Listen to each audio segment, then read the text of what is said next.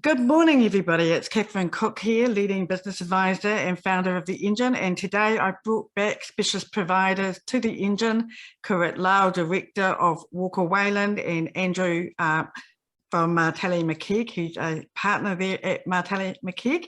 And we've come back today to talk to you more about succession planning.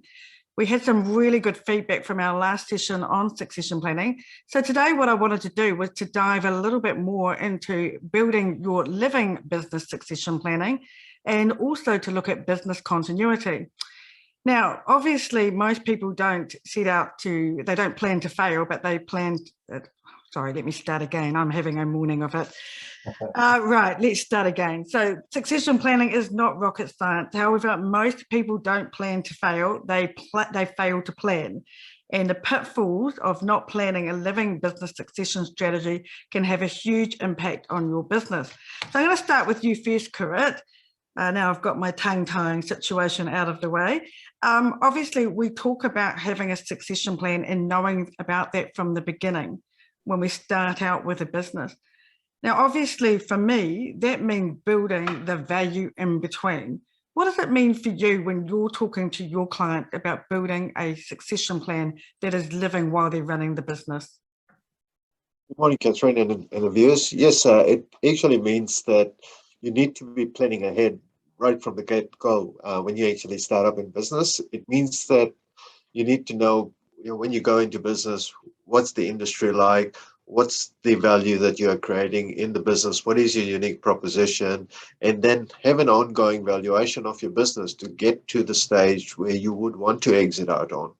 And as I say, planning comes not on the day that you want to sell, but it comes way before that, and wanting to ensure that you have got all your ducks in a row and you have actually got the systems and processes all lined out. So, and that is a continuous process. It's not something which you just have on day one. It's something which goes on, keeps carrying on.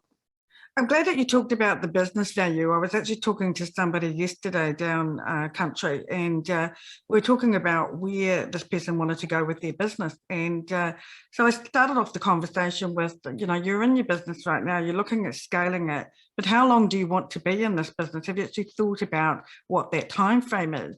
And they hadn't actually thought about it. And so we broke it down a little bit, and I said, what do you hope to achieve out of this business? And they gave me a figure, and let's just say that figure was $500,000. And so I said to them, well, right now, this is where you're at, which was sitting around the $150,000. And you've got to build that value to get you to the $500,000. Because when you're actually going to look at realizing that value, it's got to be quantifiable. So if I can go back to you, Kirit, we talk about obviously how to do a business valuation. And it's got to have, obviously, the takeaways of depreciation, interest, shareholders' salaries and stuff like that. But if I want $500,000 out of my business, what do I theoretically need to be producing an income to be able to realize that value? Now, I know it does vary from industry to industry, but just kind of like a bit of a ballpark, what would you be saying to the viewers? Yeah. So a $500,000 figure doesn't necessarily mean that you need to have $500,000 worth of profits. You're correct. It actually depends on the industry, and once again, it comes back down to how you've set up your business. Are you actually in a high risk industry, or are you in a low risk industry? Because the lower the risk, the higher the value multiplier when you come to valuing the business. So, for example, something that is actually of a low risk, you could get a 3 times a multiplier on your earnings. So what I mean by that is that if you were earning $200,000 a year, you could get $600,000 for your business, just on a normal rule of thumb. But if it was something which is very risky, easy to enter type of industry, for example, if you're a residential cleaning business, everybody can get in whenever they want with a little bit of equipment. Has got very low barriers of entry. So at that point in time, a cleaning business is not a flavor of the month if you don't have any contracts, etc. So for that type of business, yes, you've got to earn $500,000 to get $500,000 back in a year, because there's no guarantee that the income will continue on for the new owners. Yeah, and look, let's face it, if you want to be having a dream to realise that $500,000, you do need to have a plan and a strategy to get there. So, Andrew, I'm going to come to you now. Obviously, for succession, I always talk to people about business continuity. Like, at the moment, we're in the middle of a pandemic and people don't plan for disasters. But life also gets in the way. And sometimes, we might just wake up one morning and then the next thing, we're actually in a hospital bed in ICU, but we're still running a business. So, from a legal perspective, I'm sure that you get, spouses or partners contacting you with that kind of scenario happening. What do you do if they don't have anything in place to carry on? I mean, they come to you as their trusted lawyer and the owner's in ICU. What would you do? Well, that's right. I mean, I guess, yeah. So just to take it back a step, I mean, last time we talked about having that living exit strategy, and we talked about sort of the timing of that, and working out your potential buyers and being ready from a legal perspective in terms of having all your documentation and good order. But you're absolutely right. What if something does happen out of the blue and disrupts your business, like we've seen over the last 12 months? And that's where having a robust business continuity plan is just so important, and it actually can keep your exit strategy on track because your business, has thought about these risks and has plans in place to manage those risks. And as you say, it's an owner that gets sick. It could be any number of risks that could happen. It's not just natural disasters or something like that. It could be over-reliance on a supplier or over-reliance on one customer. And so for your example, with your owner that's sick, your business continuity plan would have thought about that risk and thought about, well, are we too reliant on one person here? Is there an offsider that can pick up this role? What parts of his role does no one else in this business know and that they need to know and we need to plan for in case something like this happens? So, yeah, that's why I think your example is exactly right. You need to have a good business continuity plan in place. Oh, absolutely. And I had Jo Jensen from Strictly Savvy on here the other day, and she's obviously realised that, for her to be able to work at strength in her business, she's appointed a general manager so she can work more strategically. But that's also part of business continuity planning, because basically what it means is that I've now got someone working in my business that I can step away to do some other things, and that might be working on my succession strategy. If I come back to obviously the natural disaster of life and things happen, and sometimes we might not make it out of ICU, and some we might pass away because as accountants mostly say, there's two things in life that are certain: one is taxes and one is death. So it's good that I've got both of you on here because you both deal with both those things. So we're in good hands. But the reality is, if I look at a partnership, for example, and I'm going to start with you, Andrew, on this. So let's just say you and I are in partnership, and I suddenly passed away, and now my husband has a business and you're his business partner. He didn't actually anticipate that. So let's go back to the beginning of setting up that business. These are things that need to be in, if you can just talk to the viewers, shareholders agreement, memorandum of understanding. Yeah, I mean, it's a good topic because certainly over the last 18 months, I've probably drafted more shareholders agreements than I ever have. And I think things like COVID have really made people stop and think about, well, we're in business together, but what really governs our relationship, and what happens if things go wrong, and how are we going to deal with that? And so I really enjoy doing shareholders agreements. The quite cool thing about them is that every business is different and every circumstance is different. People are different. So there's no sort of cookie cutter shareholders agreement that gets rolled out each time. And it's a reasonably complicated process, and people need to stop and think about all these different scenarios and build one up bespoke for their business. For your example, you think about things like the insurance having business, key man insurance, for the business, and also arrangements in the shareholders agreement if someone does pass away to buy their share of the business and carry on. So all those things need to be thought about and go into the shareholders agreement. Absolutely. And wouldn't it be really good if we could actually build these business continuance plans and test them before it happens? For example, like we don't wait for that heart attack to happen.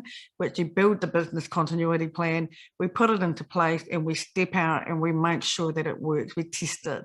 And I really, really strongly impress on people to do that, because when we do things and it's in a reactive situation, then sometimes we end up with a reactive outcome. So I keep going back to the point that I got tongue-tied on before about, planning. Planning is so key critical.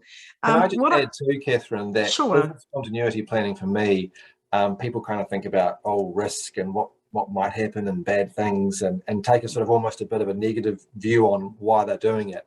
But actually, I think a good business continuity plan can actually present opportunities that you haven't had a chance to think about before. Like, you start thinking about your key suppliers or key customers and you realize you're over reliant on them. Okay, well, let's have a look around and see who else is out there and what we can do. And actually, you might find better deals or better opportunities and you end up with a more robust business. So I sort of see it as actually a positive thing rather than being a risk-based thing.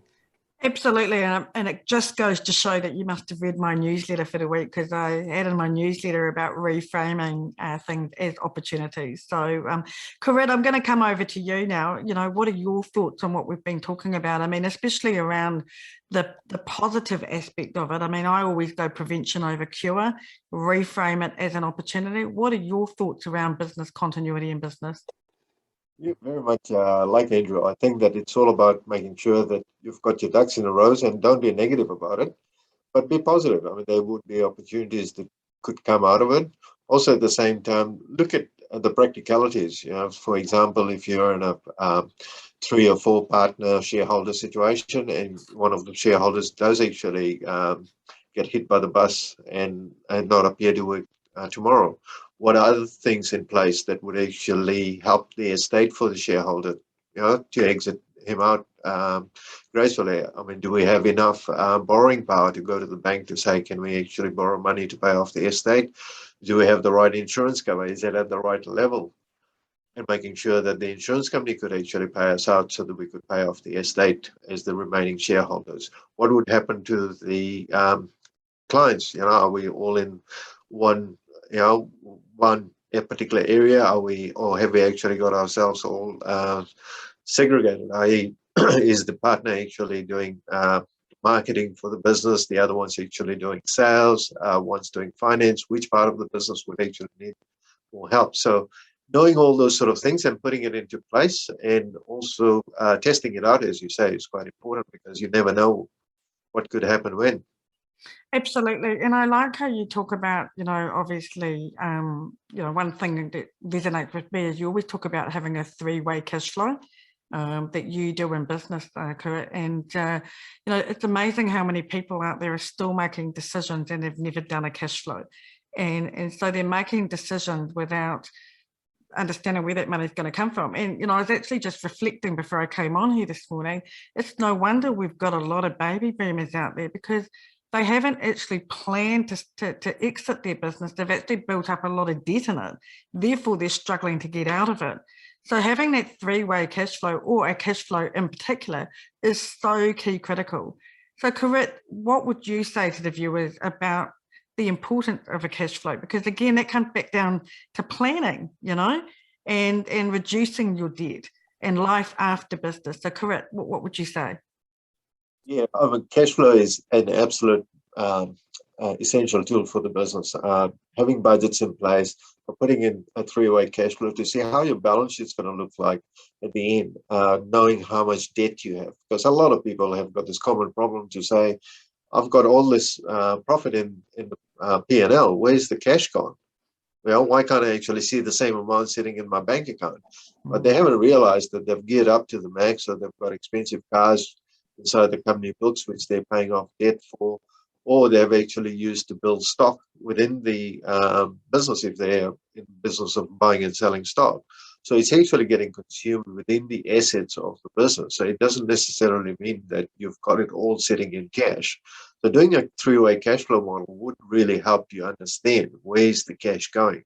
And so important to ensure that you do know where your cash is going, because whilst you may have big plans to grow and expand and all that, it may actually not be feasible. I mean, just the other day, I had a company which came on to say that we're going to grow and our stock level is going to increase from $3 million to $20 million. And I said, how are you going to fund that? He says, cash flow is going to fund it. And just realized that their profits are only $2 million and they can only grow by $2 million in stock level a year. and that is even pre-tax. I mean, post-tax, it's only half of that. So, it's having those realistic expectations as well. So it's no sense going out and securing many distribution agreements and getting big contracts in place, because if you don't have what I would call the horsepower to do it, you're almost fooling yourselves that, you probably go broke by making money type of scenario. Absolutely. And Andrew, I want to stick with the vein of positivity, and I'm sure you've got a success story that you can share with us about succession planning with one of your clients, or perhaps maybe someone who's actually purchased a business and is starting their journey now. So what would be a success story for you that you could share with a viewer around succession planning? Yeah, I mean, I've said a recent client of mine, actually it's a purchaser on that side of things, who has moved out of a corporate job and has bought a very successful business. He's been planning that for a long time, looked at a lot of businesses. And I guess that comes back to that whole theme we've had for the last 2 sessions around planning and working out what you want to achieve in life and finding the right business for you. So I'm really happy for him.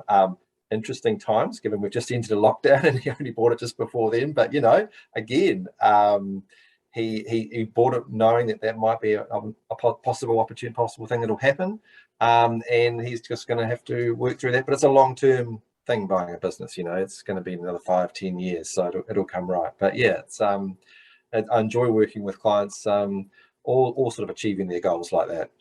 Absolutely. It's giving them their flow and their freedom that they want, and also their passion. So, Kirit, what about you? What success stories have you got that you could share with the viewers? I've had many success planning stories around all my client bases.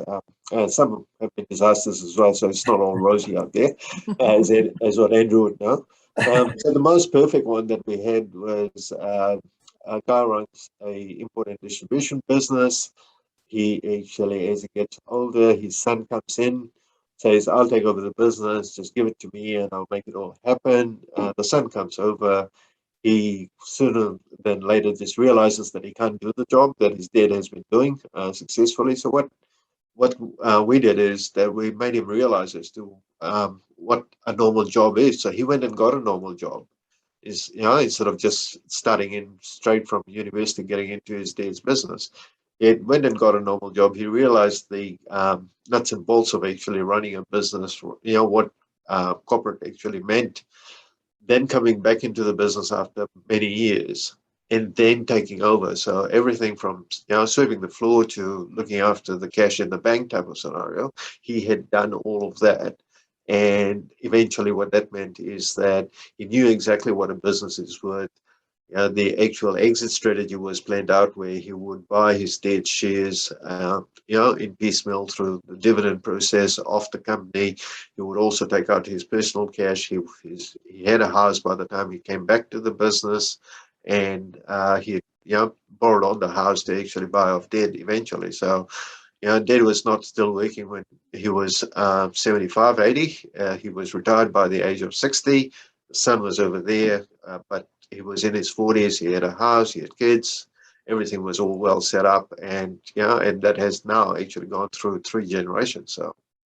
Oh, that's a fantastic story. And, for me, for my success stories, I mean, I've worked with a lot of people that have actually been able to transition out of their business into their next stage of life, whether that's retirement or in some cases it's actually been buying another business. But what I can say to the viewers is that, having experts like Andrew and Kirit working with my clients, it does give my clients a perspective of, sort of another thinking that they hadn't actually come up with. For example, what is life like after the business? Can I still support myself financially?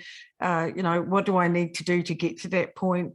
Even for you, Andrew, with your team at Martelli McKegg, the next generation, protecting the money that comes out of a business.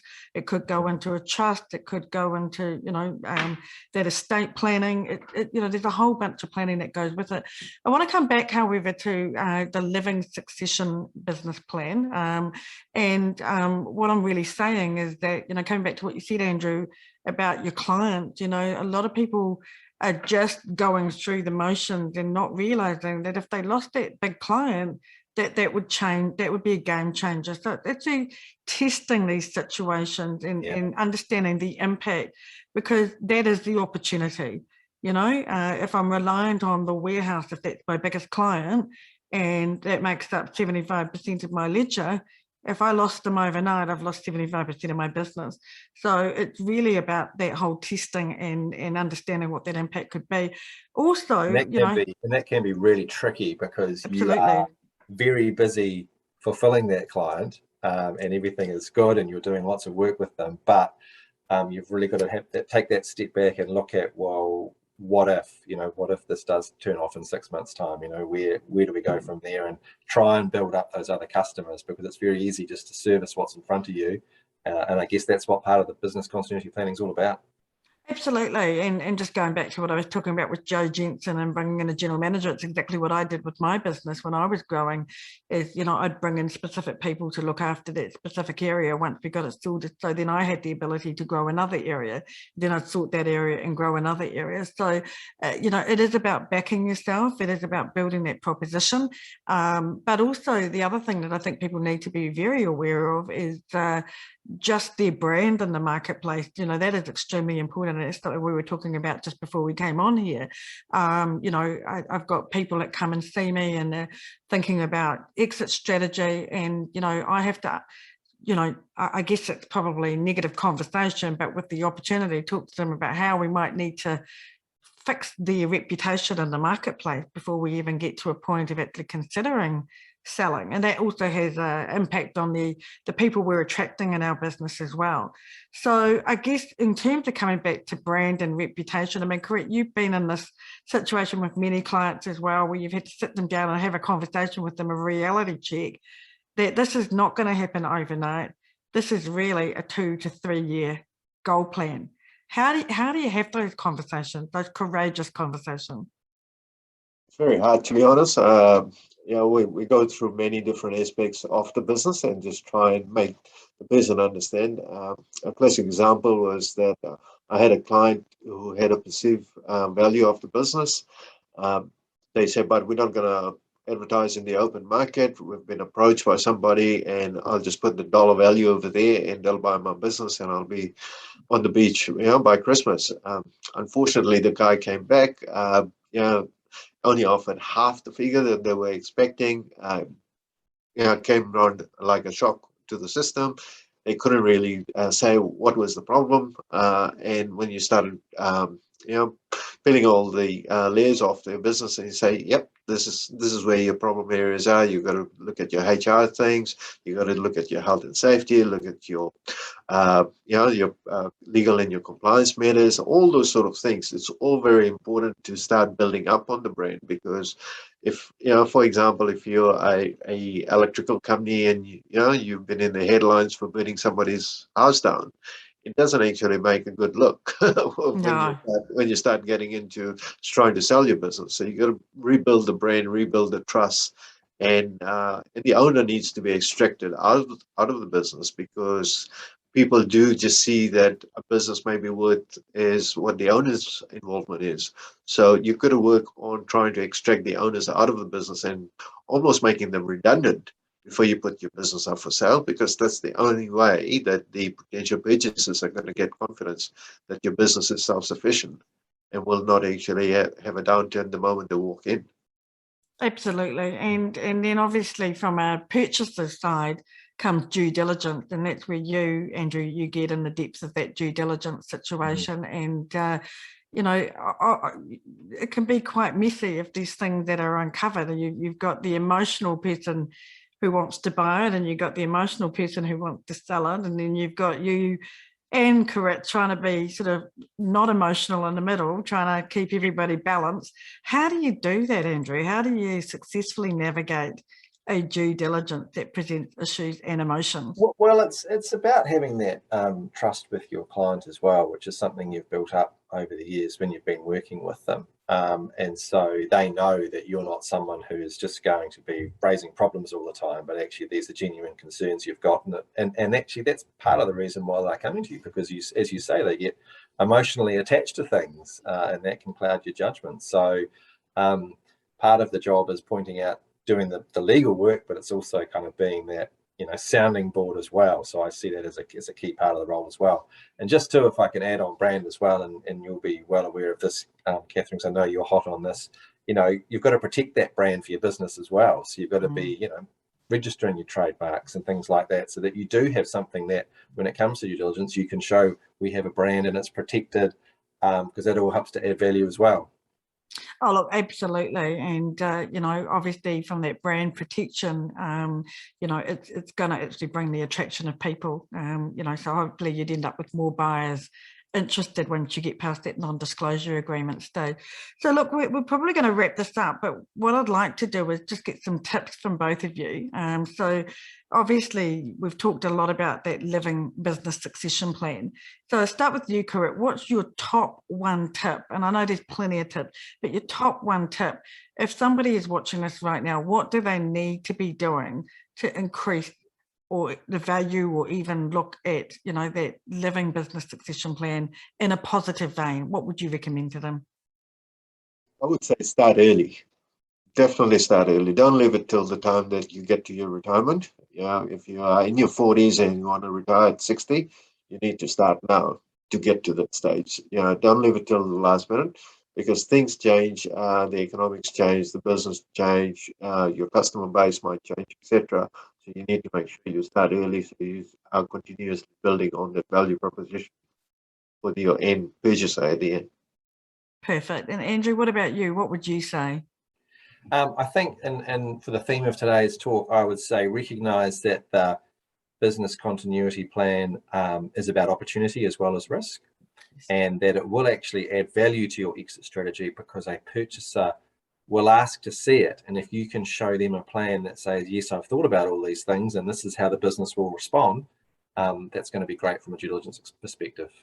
Wow, Andrew, I'm not really sure if I can say much more from that. You kind of just covered it all off in one sentence. That's absolutely fantastic. And, you know, for the viewers that are watching us, you know, we just come back to this, the main point is it's so key critical that you do set about planning and plan from the start.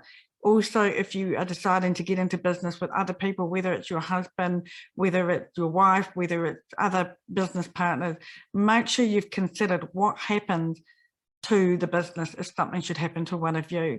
Really think about ahead of the things that could possibly happen, and work with people like Kirit, Andrew and myself to help you navigate. Obviously, we can't foolproof 100%, but if we can try and mitigate any type of risk that is obvious, then this is the place to start. So again, thank you both for taking out time in your day.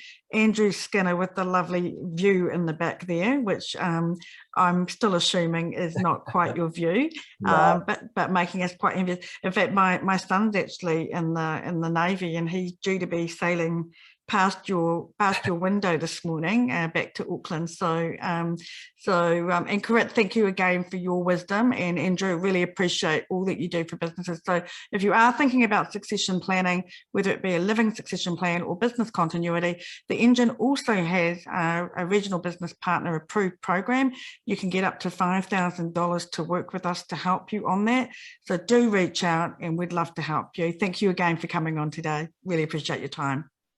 Thank you, Catherine. Thanks, Catherine. Thank you, Andrew. Okay. All right. Cheers. Bye-bye.